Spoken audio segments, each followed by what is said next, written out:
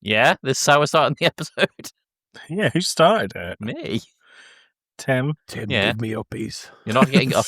I get your face away from my face. Tim, please, uppies. I'm not giving anyone uppies. Alex Tim, is uppies. I'm not giving you uppies. Tim, uppies. Just, I don't know if this is staying in or if this episode's video or what. Yeah, it's video. This is funny. I didn't even realise we were recording. Yeah, we started now. Because when we meet in person, this is what it's actually like. Brilliant. Hey guys, nice to see you. I'm actually 5'3" and Joey's a borrower. I'm Joey, go and get your big boots shoes. out of the closet. Is he doing? Oh, there he goes. This episode of the Game Club podcast contains spoilers for Pirate Yakuza in Hawaii. Tim, are you going to do a skit? This is it. Why is this? This is nothing to do with the episode. No, but I feel like this game is a lot of non sequiturs, so it kind of fits. Uppies. We're not doing uppies. Uppies. I've lost the thing. My favourite bit was when Jason Rich asked for uppies. Where's the bloody theme? I don't think it's in this one. Is it not? No, it's never been in here. Ah, Even now, I'm shorter than you guys. all right, here you go.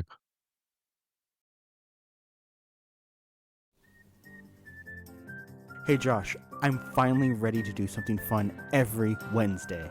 Alex, finally! We're going to talk superheroes, movies, animation, comics, and much, much more, right? Yes, but we're also going to talk Star Trek. Make it so, my friend. Catch Talking Smack every Wednesday on your podcatcher of choice. We'll see you there, Smackheads.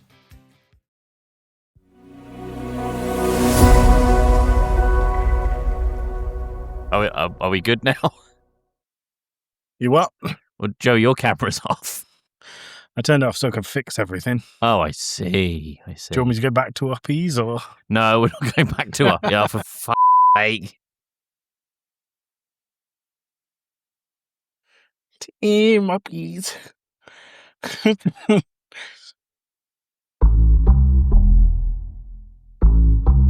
No, it's not two blokes. That's not two blokes either. Well, it says intro idea too. That was the two blokes outro. It's the old one. Yeah. Hmm. What about this one? Tim, we pay for this thing. Stop wasting it. Okay, good. All right, good. Hello, this is Tim at Wembembo on everything, back with another mainline episode of Game Club Pod. This week, we're taking a look at Pirate Yakuza in Hawaii, and as always, I'm joined by my lovely co-hosts, Joey Uppies Fitz. Hello. Hello. If you look on the webcam, you'll see what I mean, and there is, of course, Alex, who is back to his normal size. Aloha. Aloha. Guys, I've been anticipating this episode for quite some time, as many of the listeners and you guys, I'm sure, are aware. I'm a big Yakuza fan. But before we get into today's episode, I am going to drop in with a little question to get the creative juices flowing. If you guys could visit any in-game universe, what would it be? Balatro. What would that look like? It's just a green 2D field. It's just a swirl with cards floating in your face. You've obviously never tried acid. Have you? No, I haven't. We learned something about Joey today. Yeah. Alex, what would you visit? I feel like it'd either have to be a universe where space travel is the norm or where magic is normal. Right, okay. Joey, you know, maybe have a grow ray to help Joey not be uppies anymore. An enlargement potion, perhaps. I think the Baldur's Gate universe would be fun to live in, assuming you can do magic. Shy of the mind flayers, yeah. Shy, well, you know. What's a Sunday without mind flayers? Yeah, true. Joey, what about you? I don't fucking know. I've not really thought about it. Jack and Daxter. We'll go for that. That would be horrible. Yeah, but I think most in-game... actually, Shadow of the Colossus. That would be so lonely. Yeah, but I Elden wouldn't have to- Ring. You have obviously never seen me when I have to go to the shops on a Sunday because I fucking hate everyone there. So if no one was there, I thought I'd you be were all gonna right. be. I thought you were gonna be like everyone else looks like a colossus from my height. Hold on. There he goes. Hey. And as for me, Excuse me, can you pass me that thing on the top shelf, please? I would probably pick. What would I pick? Claire Obscure, because I could cease to be at the end of it. Wow. I mean, you'd already cease to be at your age. Yeah, true. It'd be your Gomage year this year. Next year. No, last year. 33. Yeah, last year. Tim is 33 now. Oh yeah. Good. You'd be dead. Right. So you want to go to a universe where you're dead? Yeah, Tim, do we need to? Do you want to have a chat off stream? Yeah. maybe. Maybe talk about things. Right, guys. Pirate Yakuza in Hawaii, excuse me, its full title, Like a Dragon Pirate Yakuza in Hawaii, is the 2025 sequel, I guess, to the long-standing Like a Dragon Yakuza series. This game came out, I've lost all of my notes. Hang on. In 2025. Thank you. When were you in February Japan in 2025, Tim? Sorry? When were you in Japan in 2025? When this game launched. This game That is launched. what I'm saying, Tim. You are trying to get the release date. I said, when were you in Japan? Because I know you were in Japan when it launched. Yeah, February 21st, 2025 is when this game came out. Good. The developers actually did something rare with this game where instead of delaying the release date, they actually bumped it up a week when they were just like, we're done. Very on brand for them. But this is Yeah, developed- fuck it, ship it. yeah, it's developed by Ryugagato Studios, or RGG, published by Sega, released on PS5, PS4, Windows, Xbox One, and Xbox Series X and S. It is a single-player action-adventure, beat-em-up, hack-and-slash, around in Hawaii simulator. Have naval battles, do whatever you like, I don't care. And I'm not being facetious when I say that. This game is defined by around and do what you like. So I have the plot ready to go. I have the awards ready to go, but I would initially like to go into thoughts with Joey, because Alex, you didn't play Yakuza 0 on the podcast with us, but Joey did, and I'm curious to hear his his thoughts and the differences. So first and foremost, I enjoyed Yakuza. I won't say I loved it. I think I enjoyed it more than I enjoyed Yakuza 0, though. Okay. I think I had a few things that I was not mad on in this. And the problem with how we played this game, so Tim asked us for, I think it was between 5 and 10 hours. You wanted us to get to mainland Hawaii, right? And just mess around for a bit there. So the problem with that is that's when the game opens up, and that's when the game gets like more stupid than it should be. Whereas beforehand, it's stupid. Like, don't get me wrong, there are really stupid bits. However, I think if we'd played this, if I'd played this for another 4 or 5 hours, I would be saying this game was just too much fun. Whereas I feel like in the early stages of the first probably 4 hours of this game, I feel like all it was cutscene, fight, cutscene, fight, cutscene, fight. And that to me is not what Yakuza 0 was fun for. It was, the fights were fun, you had a crazy cutscene, and then you got to go and do mini games and do stupid stuff, and that's what happens in Hawaii. I didn't feel like you got that freedom beforehand, and I think if I'd done more of that, I'd have enjoyed this game more. Now that being said, the pirate stuff was really fun. I really liked the ship battles. They were really, really well done. It didn't have the same exploration kind of feeling as Black Flag did. What it did do was gave me the ability to drift a pirate ship. So it's hard to argue with that. I think it looked good. The setting was fun. When you first told me they were making a Yakuza game where you were a pirate in Hawaii, I thought, oh my God, it's the most Tim game I've ever heard. And it might well be the most Tim game I've ever heard. But do you know what? I kind of get it. Yeah, kind of get it. Good. Alex, your initial thoughts? I have never played a Yakuza game, so Welcome. I had obviously being friends with Tim as long as I've been friends with you now. I've heard of Yakuza. I've seen plenty of clips of it because every time there's a new Yakuza game, it's, oh my god, look at this fucking mental thing you can do in this new Yakuza game. It's like, yes, very well, Tim, take your meds. But I had fun. Oh my Tim, god, sorry, is that ibuprofen? It's paracetamol, yeah. Oh. They're not real meds. But no, I had a good time. I think what Joey said about the first sort of 4-ish hours, until you get to mainland Hawaii, it does feel like an extended, convoluted tutorial with whatever Yakuza's definition of exposition is.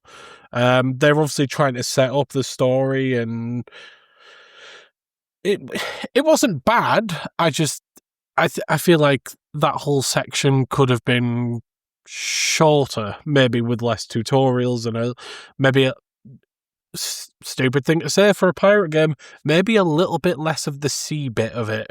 I enjoyed the pirate ship stuff, but I do feel like for what was an extended tutorial, there might have been a bit too much.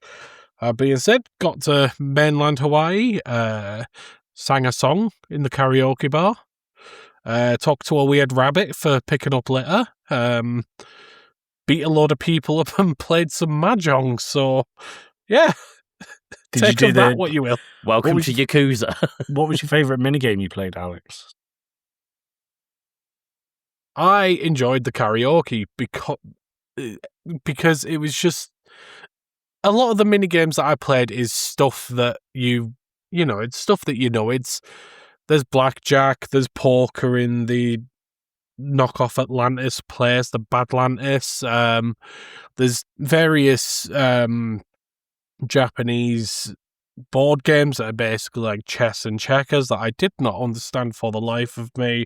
There was a version of blackjack. There was like the Japanese equivalent of blackjack, which was again confusing as all hell. But then the karaoke was just this. I don't know.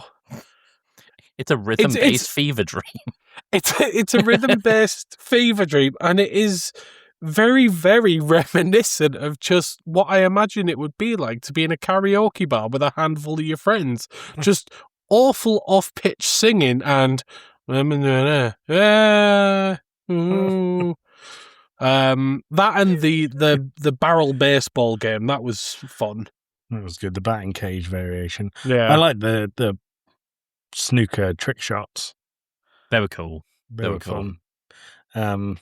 I also liked that, and Joey, you've not mentioned this, you can play old 80s and 90s Sega games in not like knockoffs, not sort of weird, half-assed variants of the actual games. There was a point in, I want to say it was CEO, which is a US-based tournament series. They wanted to run Virtua Fighter 2 tournaments, and they couldn't get the hardware for it. So there's almost like, you can play that in Yakuza 7. So they just got to that point on Yakuza 7 on a bunch of machines that you could play the arcades and just had that as the tournament setup. That is wild. I actually didn't think much of that section. I'll be honest, like throughout the game, you find the cartridges. You start off with 1 or 2 available. And I just didn't see the point. Like, I'm not playing an old school Sega game. I get you might want to, if you want to live in Yakuza for a bit, you might want to break from Yakuza. But I'm playing a game to have a break from what I'm doing anyway. I don't need to play a game in a game to have a break from the game that I'm playing to have a break from things. Yeah. Nice idea. I also like that you've got like I'm guessing it's Sega and Sega adjacent franchises, but you've got just random franchises soundtracks in the game. Yeah. There's nothing better than sailing along the sea to the Angry Birds main theme. I didn't notice that. I spent a lot of my time this evening when I was playing beating up gangs of assholes, as the game calls them, to the Daytona soundtrack. Just pretty fantastic way to spend your Sunday afternoon. Yeah. Tim, what did you think? I love this game. It Shocker. might be the most video game thing I've ever played, because the amount of just stuff that is crammed into Pirate Yakuza is insane. It felt like during the production they said there is no such thing as a bad idea and we are going to put everything in, because there is the batting cages that Alex has mentioned and the snooker that Joey has mentioned. There's go-karts, there's a shooting range, you can beat up gangs of pirates or assholes or businessmen. You can go on a dating sim VR where your date is a tiger. There is you can take a tiger around you can take a taxi around Hawaii, and if you don't want to do that, you've got a fucking Segway. You've got a Segway that you can customize to have lightning effects on the wheels when you use the boost. There's a photo tour where you go to a travel agency and take photos for them, and they'll give you darts for doing it. There's pirate sailing and nautical stuff and treasure hunting and a whole plot about the elixir of life. I forgot how good the delivery minigame is. Super crazy delivery. It's just Crazy Taxi. It's the most overwhelming thing I think I've ever played in a game. It's you are riding around Honolulu on a bicycle delivering pizzas and burgers and something else I forget. But you are trying to do flips and tricks, and the more flips and tricks you do, the faster you go, and the more color flashes on the screen while the game shouts at you super crazy delivery. And if you get hit by a car, you drop it all and everything just resets in a moment. It's the most insane Good stuff. But let's go into proper review scores here. We have got Metacritic giving this game kind of an average of about an 85 out of 100. PS5 got 79, Windows got an 81, and Xbox got an 87 out of 100. OpenCritic gave it an 84. Eurogamer gave it a 4.5. Famitsu gave it a 36 out of 40. Games Radar gave it a 4 out of 5. GameSpot 7 out of 10. PC Games N gave it a 9 out of 10. Tech Radar gave it a 4.5 out of 5. Video Game Chronicle gave it a 3 out of 5. VG 24/7 actually gave it a 5 out of 5. So largely positive, but interestingly, it's only ever been nominated for one award, which is at the Japan Game Awards. It won the award for excellence. I don't know what the criteria for that is, but it won it. Just be excellent. Just be excellent. Yeah, Tim, it's on the party on, girls. Cool. Right, I am going to quickly dash through the story here. So, August 2024 is where the game starts. Goro Majima wakes up on Rich Island near Hawaii with no memories of his past. He is rescued by a young lad, Noah Rich, and a local boy with asthma, which just seems to come and go at the plot's convenience. And from pirates... So, what? Hang on, my notes are being weird.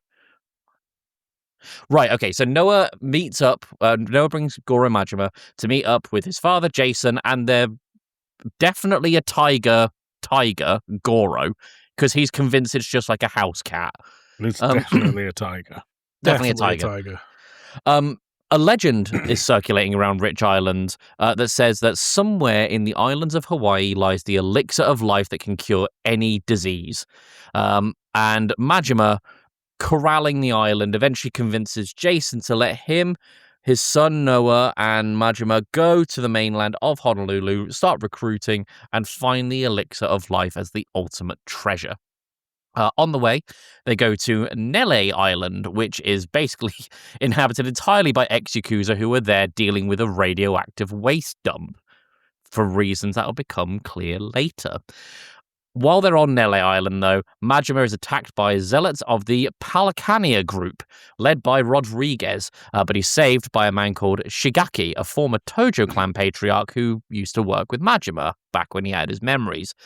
Shigeki explains that the ex-Yakuza now work legally to clean up the island to remove its radioactive waste storage, following a conspiracy involving leaders of the Palakania and Tojo clan conspiring together. He tells Majima that his sworn brother, Taiga Sajima, who is a big deal in the Yakuza series, is coming to Honolulu to bring Majima back to Japan.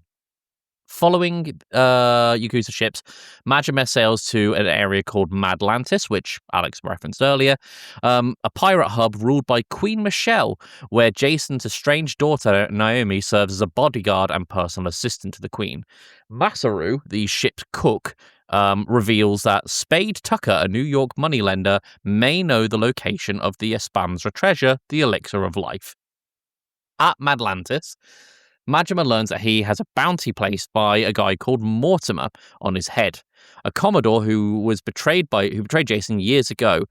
After winning in a pirate Colosseum battle, which, by the way, I don't know if you guys played much of the pirate Colosseum battles. Those things get crazy.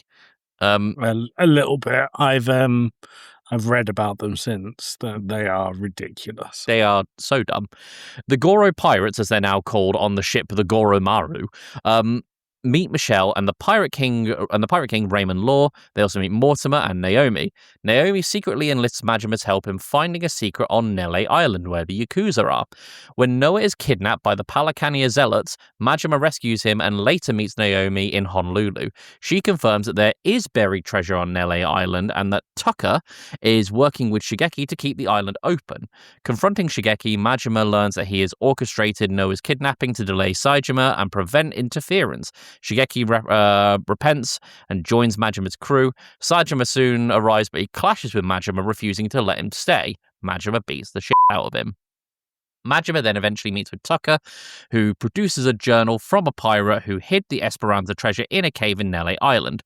Rodriguez, revealed as the Zealot's leader, attacks the Yakuza settlement, but later allies with Majima to stop Raymond, who plans to steal the treasure.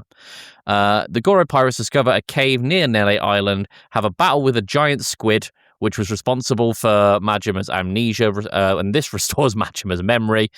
Raymond battles and kills Michelle, seizing control of Madlantis and killing Jason's daughter Moana. In the ensuing conflict, Shigeki accidentally stabs Jason, who is taken to Honolulu by Tucker. Regretful, Shigeki vows to help save Moana. Majima, Saejima, and Naomi storm Madlantis, disable its defenses, defeat Raymond, who is then devoured by a white whale, and the crew celebrates with Jason, who is now recovering, and agree to share the treasure, with Majima only keeping a photo as a keepsake. We then cut to 6 months later, where Majima films his adventure on a TV set with his subordinates Nishida and Daisuke Minami, as well as Ichiban Kasuga from the other Like a Dragon games, while Noah visits him on Rich Island. Jason and Masaru reach the elixir, theorizing it to just be ambergris, which is effectively whale sick, while Rodriguez mourns his father's death. A flashback reveals that Rodriguez's father was the last survivor of the Esperanza raid and lived an unnaturally long life thanks to the ambergris, casting the remaining pieces into the sea and sparking the rumor of the elixir of life. We then cut to some time later in Japan, where Majima is going to a hospital in Tokyo to go and sit with a mysterious person in a hospital bed. The camera then pulls away to show that the person in the hospital is Kazuma Kiryu, who is the main protagonist of the rest of the Yakuza series, who is dying because of radiation poisoning from the events of Infinite Wealth. That is the long and short of Pirate Yakuza in Hawaii. I didn't hear any point where you said snooker trick shots or Mario Kart style racing or where was the pegged in a segue, Tim? theatre. Well, this is the thing with Yakuza. It has a, generally speaking, quite serious main plot. Giant squid and amnesia and white whale fights aside. Yeah, famously serious and really realistic story. Famously. But what Yakuza as a series, and I've said this before, lives and dies on is its side quests. So I want to know what you guys got up to, because I have two particular quests I would like to talk about. Alex? I mean, I didn't get much time in Hawaii, but as I mentioned, I played a load of board games, I collected some litter, and beat up a lot of assholes. Just so many assholes. Every corner there was an asshole on it. Yeah. I think there was a way of dodging fights that I ignored in the tutorial because I spent a lot of time. I think you can outrun against them a lot. Unless it's like a story relevant one, you can kind of outrun them. Yeah. But as soon as I got because the fighting had different stances, as soon as I got, is it the Sea Dog stance where you have Yeah. the two cutlasses? Yeah. I just didn't see the need to walk away from anyone because I could just throw cutlasses at them and fuck them very quickly. Sea Dog stance is a stupid amount of fun. But in terms of side quests, the most notable one was a dating simulator. That there was two actually that are really memorable. There was a dating simulator to do with the ship's cook that turns into a video. Yeah. So I had no idea what was going on. this is one of the ones I wanted to talk to you guys about. Yakuza quite famously has a whole trope of just at some point you're going to be shown real video of real actresses, and it's normally, for the most part, softcore porn, right? Yeah. Joe, you'll remember the video rental store from Yakuza 0 I do. with Mr. Libido. Mhm. This stems from a quest where the ship's cook Masaru drops his diary after talking about how he had a weird dream with Majima. Majima reads the diary and he's like, "I really want to go out with a girl from Minato. I want to hook up with a girl who's a Minato girl. Minato is like a posh and rich area of Tokyo, so it's like these really affluent women." So after about an hour's worth of side questing, you gather 5 women that are referred to as Minato girls because they seem like they would fit in, and you invite Masaru to this bar where they're effectively going to go on a date with him one at a time. What then follows is about an hour-long date show where you can choose your own adventure as Masaru, going on individual dates, and it's the real actor who plays Masaru and the real body and voice captures of these women going on these really bizarre dates.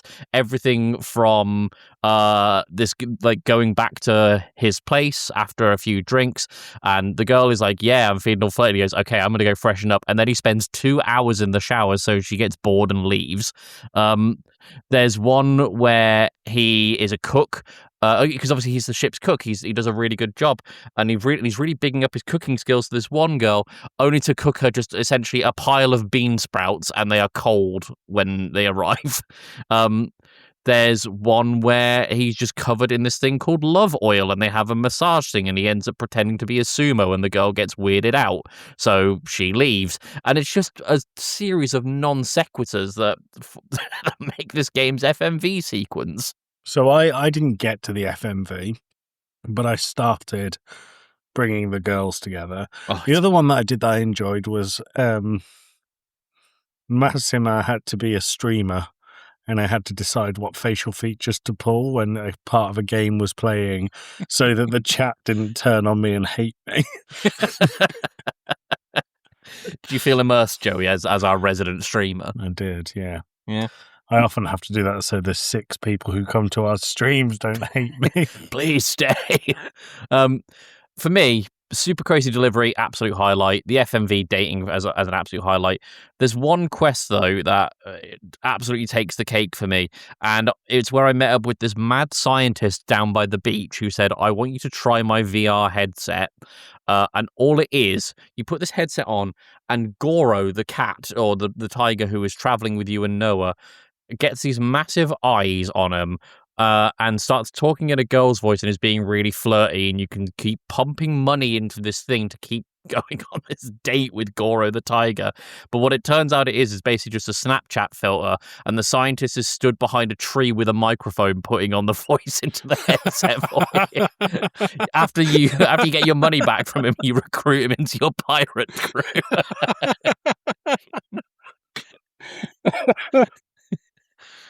I love this game so much. Oh, Yeah. Yeah? Yeah. Yeah.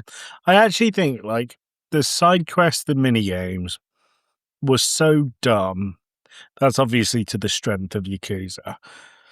However, Tim, and this is where I can say that I don't think I'll be going back to this game because it does quite a lot of these very well, but none of them perfectly. And I'm not sure when I'm playing Yakuza, I felt this with Yakuza 0 as well, I'm not sure what kind of game I'm playing. Do you know what I mean? Like, I do. if I have a mood to play a certain type of game, none of that game will ever be Yakuza because it spans so many different games. This is what I mean by there are no bad ideas. Everything will go in. Yeah. Yeah. Did you get pegged in a cinema this time, Tim? Not this time, no. Not this time. He But you almost did sounds go and see Iron disappointed. Lung, so... I did go and see Iron Lung, so that was good. Any- In a cinema. Any pegging? No pegging this time. No pegging? Okay, next time. Who knows? Let me just message your fiance to verify this. Thank you. Right, gang, I think we should... Please message her. All right, cool. Shall we go into what we think with our usual 3 split system that I've forgotten the criteria for? It's story, gameplay, art direction? Story, Yeah, go on. gameplay, and then audio visual. Audio visual. Great. Right, Alex, story. I don't think there's from my experience, there's not a whole lot of story. There's not a whole lot of like deep intrigue. Obviously, you've got your religious cults and you've got the amnesia. Amnesia is a very lazy storytelling method, I think, sometimes. I don't think that the story is the point of this game at all. The bits, I suppose, to extend it into sort of how the characters are portrayed and written, I think there's some interesting characters, there's some interesting interaction between them, but for purely on a story point of view, it's not much, so I'm probably somewhere around a 6. Okay. Joey? Can I interject a second? Sorry. Yeah, of course. Are you interjecting on yourself? I'm interjecting because it was going to you, so I'm interjecting. Does anyone here politely. object? I object.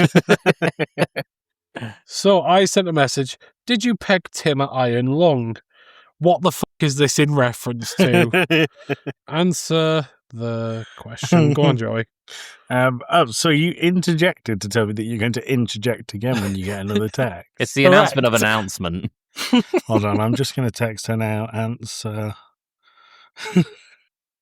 the question.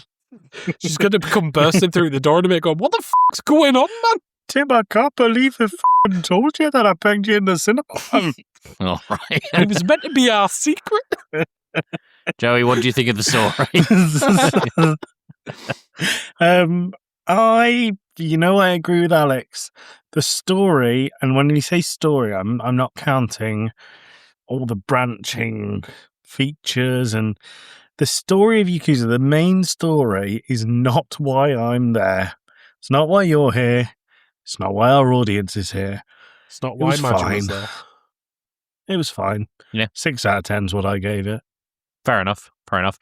I'm largely in the same boat. I think this is one of the better Yakuza stories. But like these guys have said, I'm not really there for the main story. I appreciate the main story, but it's not my draw with it. I would actually go to a 7 out of 10. I really enjoy like conspiratorial stuff, as I've said before, but it's good. It's not the best thing I've ever heard. It's not Claire Obscure. What? No. Payne has seen my message but has not replied, so Me too. Right. Women. Alex, gameplay. What, to this game's credit, the gameplay it's very easy to pick up and start playing. Like I say, I've never played a Yakuza, but picked it up and there was absolutely no problem. The tutorials teach you well enough how to do it, but it's a basic hack and slash fighting game. If you've played any game like that in the past, you're going to be fine with this. I think combat's clean enough. The sailing is clean enough. I was a bit apprehensive about the sailing because obviously sailing's one of those ones where you've got games like Black Flag and Sea of Thieves where that is the core of the game and they do it really, really well. You tend to find that in other games where sailing is less core to the gameplay, it's a bit crap and it's like driving a car on water almost.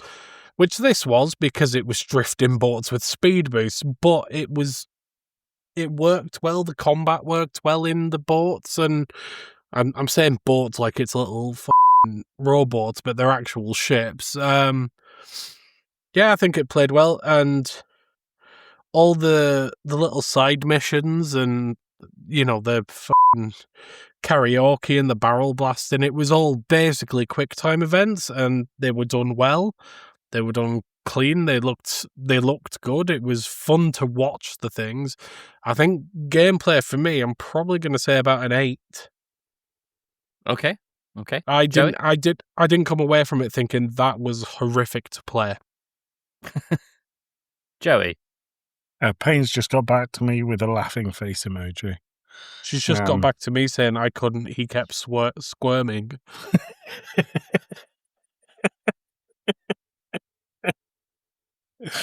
Tim, any comments on that? No, let's just move quickly on. Okay, let's move on. Can I go before Alex in the next one? Because he's got exactly the same score as me again, and I don't want to seem like I'm copying him. Yeah, that's fine. That's fine. But Joey's putting C for every answer. I think I am. I think for a bit of balance, I actually think that gameplay is where this game thrives. It's so versatile, it's so varied, it's all very tight. Whenever I failed a mission or a fight or a mini game, I never thought, the game didn't register my inputs. It was always my fault. It was always my fault, which is a sign of well put together game. Things were easy to navigate.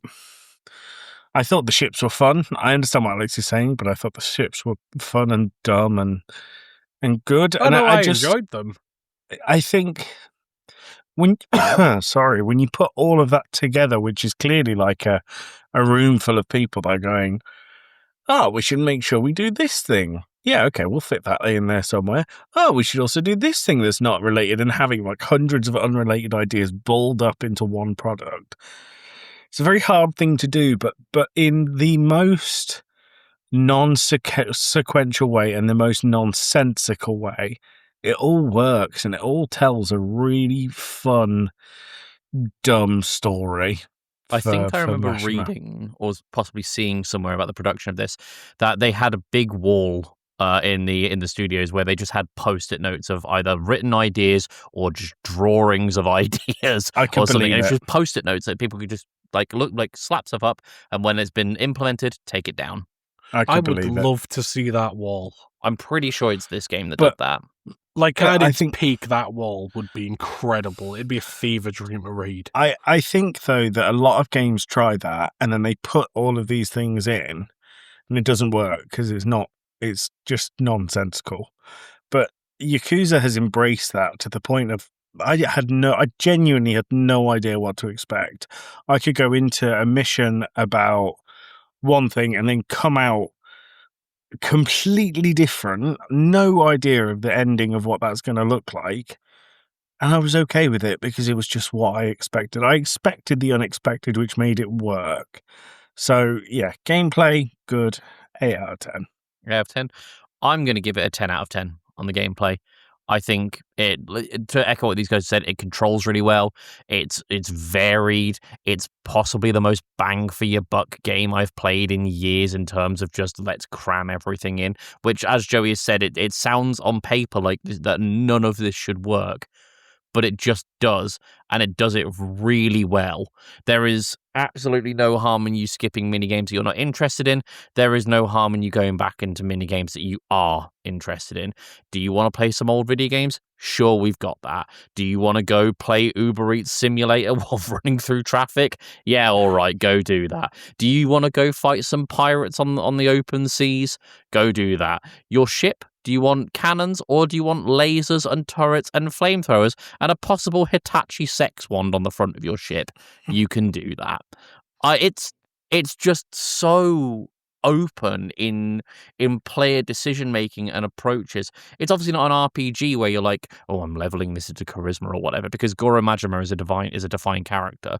But you can branch into a number of skill trees in any ways that you want that just only enable you to like do more things. There's a whole thing, like a whole pirate crew recruitment mechanic that is partially tied to Majima's social media presence, which is just established by waving at people on the street. It's just if there's an idea somewhere in that office, it exists in this game. I've got to go with a 10 out of 10. Nice. Good. Joey, you wanted to go next for audio visual. Yeah, because I didn't want everyone to think I'd copied him because we were both 6th and 8. I've gone for a 7 for audio visual. Okay. It was solid. Like, it was absolutely solid. There was never a sound or a sight that I thought didn't work, but once again, in that expect the unexpected kind of way. Interesting to know that, like, loads of different game soundtracks are in there. I must have missed something. I must have missed something that said that was the case, but the music just worked. Everything just worked. I wouldn't say it was like outstanding. What I really did enjoy actually was combat, and the way that looked was very cool with all the purple flames and red flames when you're attacking. It ran the risk for me with the number of enemies that you fought off and like running like Dynasty Warriors, which I have no interest in. But the absurdity and then the flamboyance of the way that your character fights and moves, yeah, it kind of made that stand out a bit. I think this category, I find it really hard because if you take a screenshot of this game, I would say 95% of the time I wouldn't have a clue which game it was. Because if you're in Hawaii, it looks like Hawaii, but it works. So a 7 out of 10. Okay, good. What does that give your average score? 7. 7. Cool. 7. Alex? 7 out of 10. Joey copied my homework. F off, Alex. Because no joke, I've genuinely got a 7 as well. I think it is, and I think Joey's hit everything on the head. Everything was put together well. There was nothing that was particularly, oh my god, that is the best bit of sound design I've ever heard, but everything was good. Everything had its place and made sense. And as I mentioned before, sailing the high seas to the Angry Birds theme tune, there's not a lot of games that let you do that. I don't think at any point in the tutorial or at the start, Joey, I don't think at any point it did tell you could buy. It mentioned having CDs and that you could play music, but it never mentioned to what degree. Right. But most of anywhere where you've got a particular currency to play the game, so like the tokens for the poker, the wooden chips for the mahjong and stuff like that, or the Mojang. I know, or the fortunes for picking up litter. Or just all dollars. of those, all of those sort of credit stores, as it were, all have different soundtracks. And yeah, it was good. It wasn't great. It wasn't awful. It was just good. It worked for what it was, and they obviously.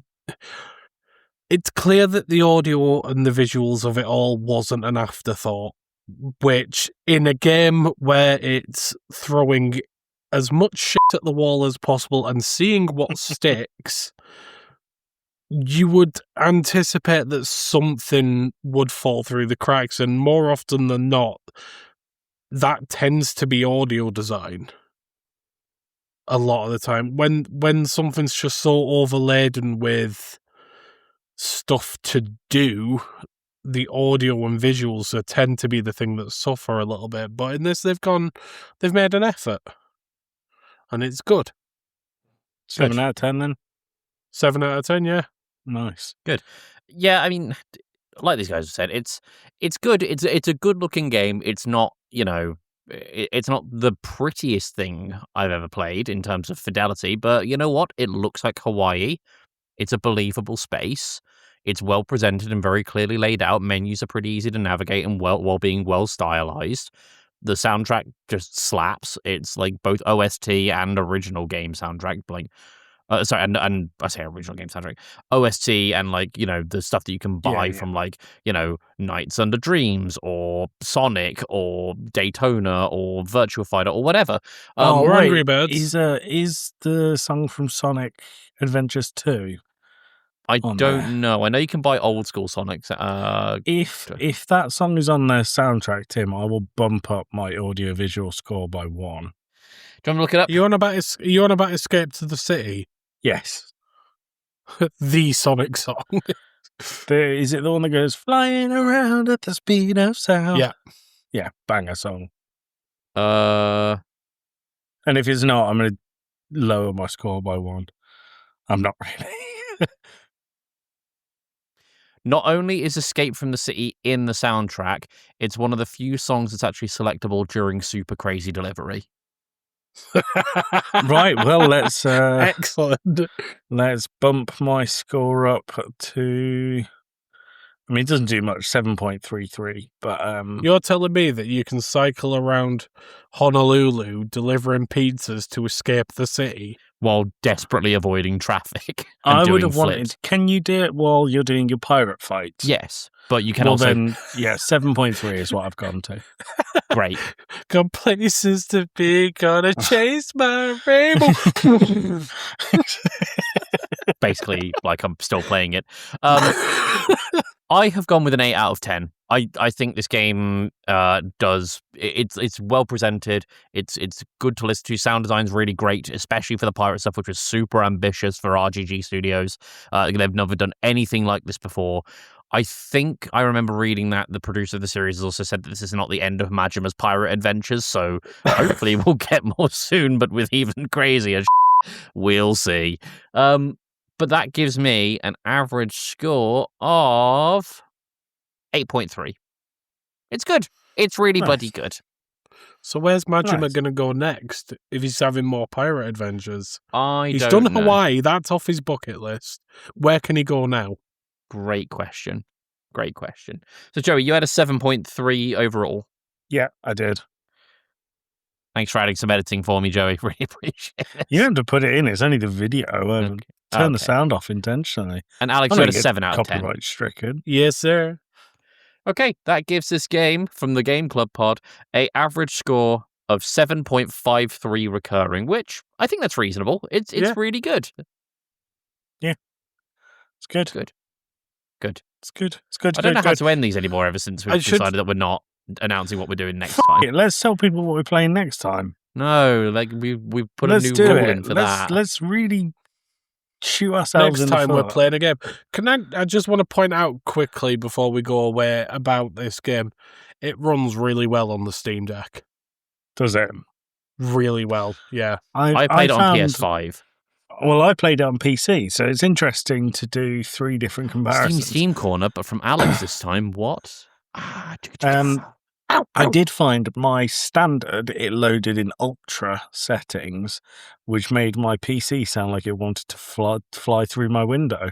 But lowering it simply one place to epic, very, very nice. Good. What I will say about this game, which I really don't like, and also really don't like about Monster Hunter, is they have a standardized Capcom menu system, which sucks ass. Hold on. How do you mean?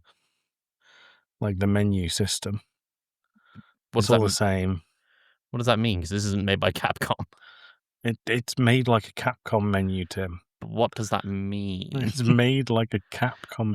It's layers upon layers upon layers upon I layers. see of what you're saying. It's menus. menu within submenu within submenu within submenu. But Yeah. also with pretty vague. Sorry, I've still got Sonic going on the other screen. It's really distracting. It's layers upon layers upon layers upon layers of menus, all with quite vague titles as to what you're looking at within those menus. So didn't enjoy it. I think I can see what you're saying in like the ship upgrade system. Certainly when you're just like wandering around, like navigating your regular menu. Not sure. just that, but general settings as well. Oh, you mean in the settings Um, menu specifically? I just mean menus, Tim. You know, like I said, menus. Oh, Menus. menus. More menus. Menus, urinals. Right, I'm going to ask for one favour. Can I have 10 uppies, please? Fine, you can have uppies this time. Thank you. Thank you. Oh, there we go. Uppies, Right, are we saying good. what we're doing next time or no? Yeah, let's do it. All right, this is one for Alex. The next main line that you'll get in a month, we're going to play Control because at the Game Awards, Control Resonant got announced and it looks cool. Looks cool. So we're I gonna actually play some finished Control. downloading it today, so let's Oh play my Control. God. I've already made a start. I can see that you've played a whole 18 minutes, Tim. Yep, it's a start. I like that you already had the game as well, so you've only done 18 minutes in the months that you've had it. Welcome to my Steam library. Welcome to Tim's Steam library.